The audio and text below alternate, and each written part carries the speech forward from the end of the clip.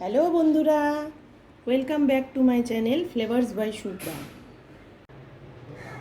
চলে এসেছি আজকে ছোট মাছের চচ্চড়ি নিয়ে। আজ আমি তৈরি করছি ছোট মাছের চচ্চড়ি। দেখে নাও তৈরি করতে কি কি লাগছে। এই যে নিয়ে নিয়েছি ছোট মাছ, নদীর যে কোনো ছোট মাছ হলেই চলবে।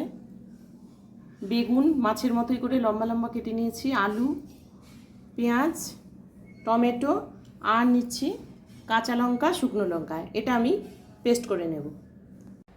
কড়াইতে আমি প্রথমে তেল দিয়ে মাছগুলো ভেজে তুলব। দেখো মাছে লবণ হলুদ মাখিয়ে নিয়েছি।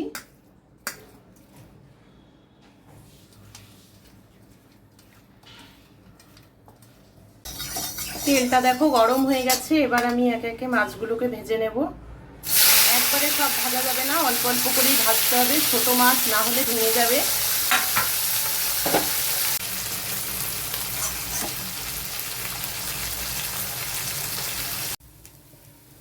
সবগুলি মাছ দেখো ভেজে নিয়েছি, ভেজে এবার তুলে নিলাম। কড়াইতে অল্প তেল দিয়ে এবারে বেগুনগুলো ভেজে তুলে নেব।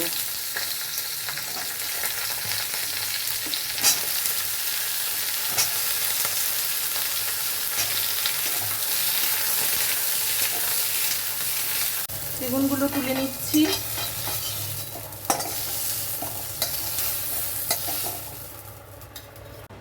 আবারও কড়াইতে তেল দিয়ে কালো জিরা ছেড়ে দিলাম। এবারে কড়াইতে পেঁয়াজ কুচি দিয়ে আলুগুলো ছেড়ে নেব। লবণ দিয়ে দিলাম,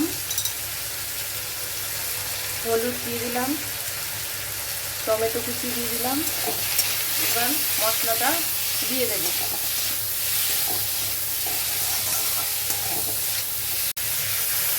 মশলাটা দিয়ে ভালো করে কষিয়ে নিচ্ছি।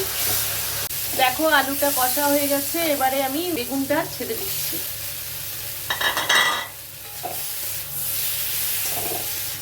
এখন ঝোলের জন্য অল্প জল দিয়ে দিচ্ছি। রান্নাটা একটু গামাখো হবে, তাই জলটা অল্পই দিলাম। দেখো বন্ধুরা, আলুটা সেদ্ধ হয়ে গেছে, ঝোলটা অনেকটা শুকিয়ে এসছে। এবারে আমি মাছটা ঢেলে দিচ্ছি। মাছটা ঢেলে আর ফোটাবো না, একটু নাড়াচাড়া করে নামিয়ে নেব। দেখো রান্নাটা তৈরি হয়ে গেছে। আমার রান্নাটা যদি তোমাদের ভালো লাগে তাহলে আমার চ্যানেলটিকে সাবস্ক্রাইব করে দিও। আর যারা ফেসবুক থেকে দেখছো তারা পেজটিকে ফলো করে দিও।